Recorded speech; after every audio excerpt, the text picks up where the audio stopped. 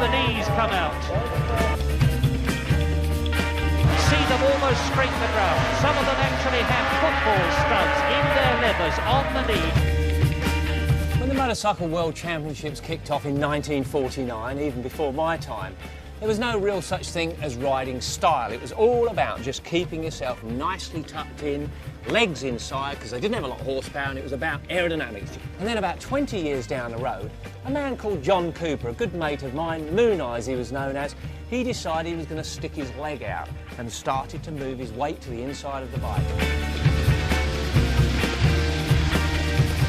And that style stayed with us pretty much up until now. Now, when you get your knee out and getting it onto the track, you had to start putting tape on your leathers because otherwise it'd dig into the track. And that was really the Barry Sheene, Kenny Roberts era. And the reason I did it was because Barry Sheene was doing it and he was the guy winning the races. But then it moved on a bit more because people were getting more and more off the bike. Keeping the bike upright really saved you from crashing a great deal more. And these hard plastic pads velcroed onto your leathers, and you can actually jam your knee into the track, pushing the bike back up. It actually could save you from crashing. He's losing it. God, what a save. Elbow down, knee down. There was smoke off his elbow. That is the save of the day. And then the next change in style, which seemingly everyone's adopted, was the Doctor's Dangle.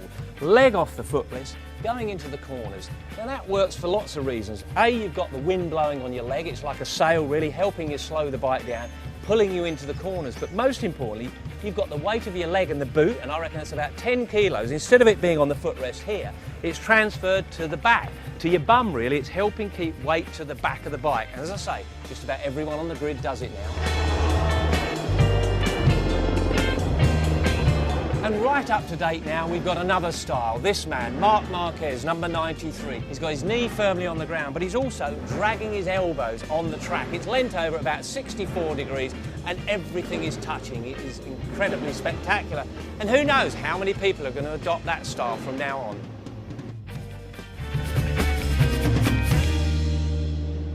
Well, I'm glad you didn't try getting your elbow down there, Steve. Could have been expensive, that one. But as Steve said in that VT there, as the rider's styles change over the years, the equipment also has to be adapted to keep up with it. We've got Jeremy Appleton here from Alpinestars, who make Marc's leathers. And Jerry, this young man has thrown up a few challenges for you and your designers, hasn't he?